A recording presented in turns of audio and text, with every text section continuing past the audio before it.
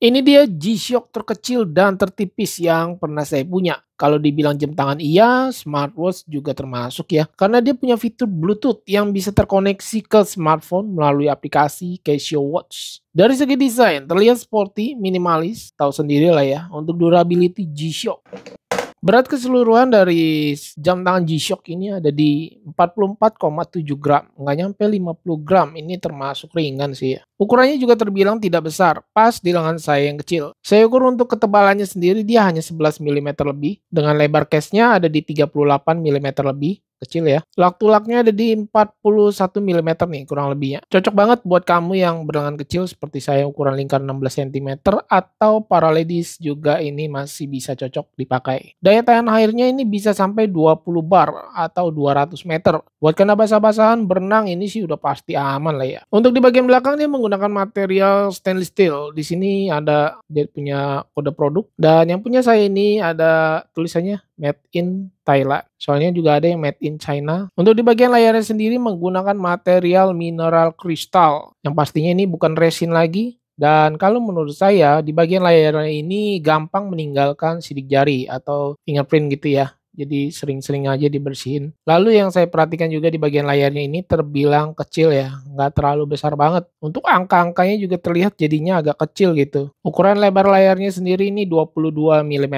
Set kayak ukuran strap ya. Ngomong-ngomong untuk strapnya ini saya nggak bisa ukur nih, soalnya dia pakai kayak penyambungnya lagi ya di sini ya. Kalau misalnya kita di tempat gelap, kita bisa menyalain lampu nih guys. Dia ada lightnya ya di bagian tombol kanan atas. Tinggal tekan sekali aja, dia langsung menyala. Dan durasinya ini kita bisa atur dari aplikasinya Casio Watches. Setelah kita login, lalu masuk dan kita lihat di bagian watch settings, pilih light. Dan kita lihat di sini ada durasinya 1,5 detik atau yang 3 detik. Jadi suka keluar sendiri. Kemudian kita bisa pilih auto light. Jadi auto light ini seperti raise to wake-nya smartwatch ya. Jangan lupa kita harus tekan di bagian send setting to watch. Dan seperti ini model raise to wake-nya ya. Dia bisa menyala sendiri dan saya pilih yang waktu durasinya ini sekitar 3 detik. Di bagian display-nya sendiri terbagi 3 bagian ya guys. Yang bagian atas ini adalah untuk hari ya. Dia seperti untuk hari. Kemudian yang bagian tengah ini untuk waktu. Dan di bagian bawah ini untuk tanggal,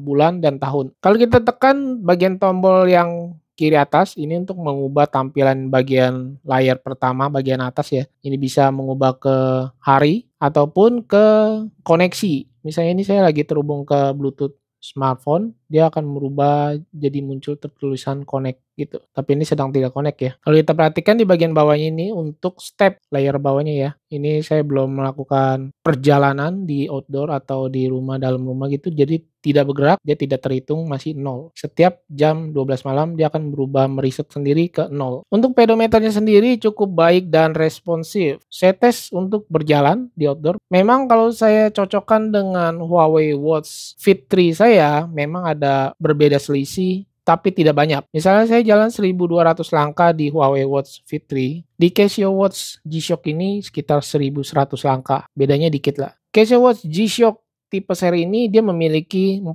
buah tombol fisik ya. Biasanya kan kalau G-Shock itu ada yang di bagian tengahnya nih, depan, tapi ini tidak ada. Ini benar-benar terlihat simple banget ya, sporty dan minimalis. Untuk di bagian yang tombol bawah, sebelah kiri bawah ya, maksudnya di sini untuk pilih mode atau mode, kita bisa lihat di sini ini cukup gelap ya, kurang kelihatan ya.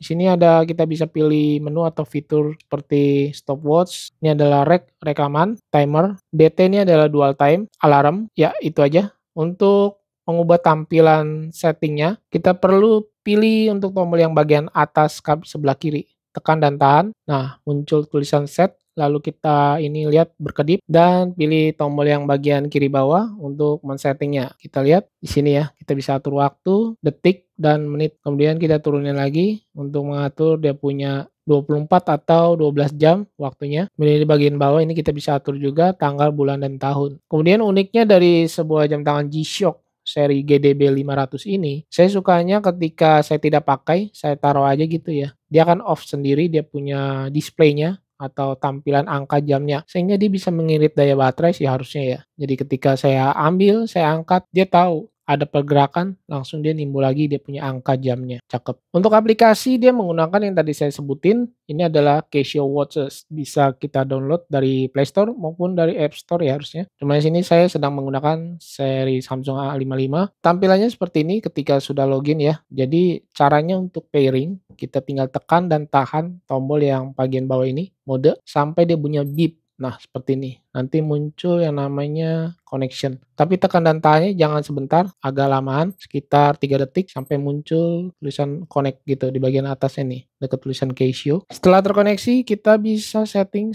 di bagian alarm, timer, stopwatch, world time, time synchronize, atau di bagian watch setting seperti app information, key zone. Ini yang seperti bunyi beep-beepnya gitu ya. Kita bisa nonaktifin agar jadi lebih silent, hening gitu ya. Tidak ada suara sama sekali. Kemudian light, ini kita harus terhubung kembali. Karena dia kelamaan tidak terkoneksi akan terputus sendiri. Nah yang saya bilangin tadi di awal untuk power saving ini adalah ketika jam tangan dari G-Shock ini kita tidak pakai. Jadi dia otomatis sendiri off gitu ya. Bagian tampilan display jamnya. Lebih mengirit daya baterai sih menurut saya. Tetapi yang saya suka lagi ketika daya baterainya ini off atau tampilan waktunya off, ketika kita mau pakai lagi dia langsung aktif dan tersinkronisasi waktu dan tanggalnya tidak berubah sama sekali. Keren. Yang model begini aja GDB 500 ini keren abis ya. Jadi pengen nyoba smartwatch G-Shock yang lainnya nih. Kayaknya makin keren aja G-Shock nih. Pengalaman saya memakai jam tangan atau bisa dibilang ini tipe model smartwatch ya mirip-mirip G-Shock GDB 500. Selama hampir kurang lebih 2 mingguan, saya cukup puas ya dengan desainnya yang minimalis, sporty, tidak terlalu besar, pas di lengan saya yang kecil. Untuk dia punya ketebalan juga terbilang tipis, yang tadi kita udah lihat ya.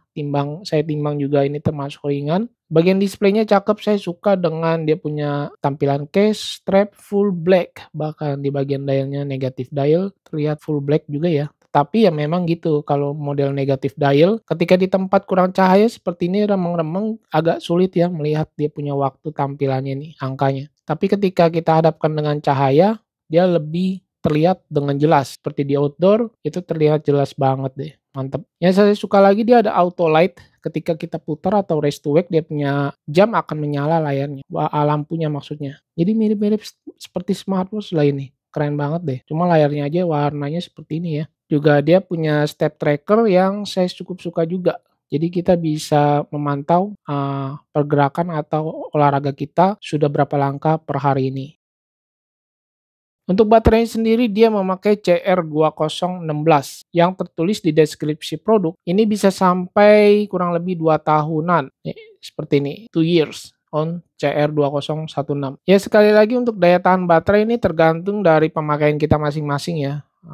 Seberapa sering kita menyalakan auto light atau koneksi ke Bluetooth, dan yang pastinya kalau seri G-Shock atau jam tangan digital seperti ini awet banget sih, bisa bertahun-tahun. Untuk harga saat video ini dibuat, saya lihat dia ada di 1,5 juta atau 1.530.000 saat video ini tayang ya. Untuk harga ini sewaktu-waktu bisa berubah, nggak harus segini terus. Kadang-kadang ada flash sale bisa menyentuh di angka 1,3, 1,4. Apalagi kalau tanggal kembar ya. Ditunggu aja tuh. Oke, hal-hal yang perlu diperhatikan dari sebuah jam tangan, boleh bisa dibilang smartwatch G-Shock GDB 500 yang harganya 1,5 jutaan. Smartwatch ini diameternya kecil guys. Jadi buat kamu yang berlengan besar pastinya akan terlihat kecil ya ini jam tangan. Kemudian displaynya ini negatif dial. Kalau kamu di ruangan atau di tempat yang kurang cahaya, minim cahaya, dia sulit terlihat. Tapi jangan khawatir, dia ada auto light dan lampu di sebelah tombol kanan atasnya ini untuk menyala.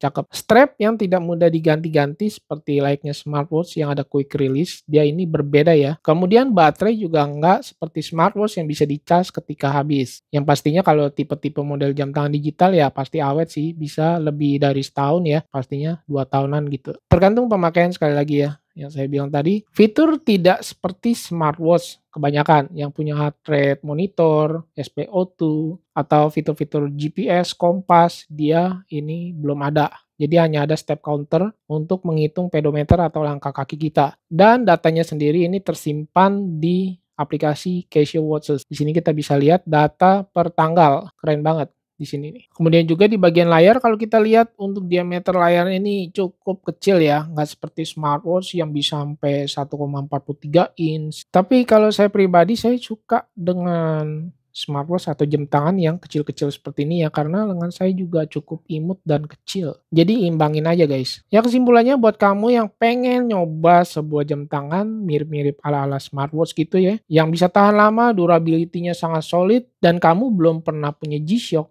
kamu boleh coba ini guys. Harganya soalnya masih lumayan terjangkau lah di harga 1 jutaan ya. Kalau flash sale ada saya pernah lihat bisa sampai 1,3 atau 1,4-an. Untuk linknya saya taruh di deskripsi video, nanti bisa dicek aja full spesifikasi dan harga terkini. Oke, mungkin segini dulu yang bisa saya sampaikan, sedikit review dari G-Shock GDB 500 yang udah saya gunakan sekitar 2 mingguan. Mungkin ini akan menjadi daily driver saya menemani si Huawei Watch Fit 3. Ya, ini diameternya kecil ya keduanya ya, tetapi yang ini model smartwatch, ini model ke jam tangan. Dia bisa di-touchscreen ya, bedanya tuh kalau smartwatch. Kalau jam tangan ya nggak bisa gitu. Durability saya yakin dan percaya lebih kuat si G-Shock ini. Untuk harga ini mirip-mirip loh, cuma kayaknya masih lebih mahal si smartwatch ini deh. Di 1,8 waktu saya punya ya, saya beli ini. Oke, thanks for watching. Saya Freddy dan nantikan video saya selanjutnya. Dan mohon maaf jika ada salah-salah kata yang disengaja maupun tidak sengaja.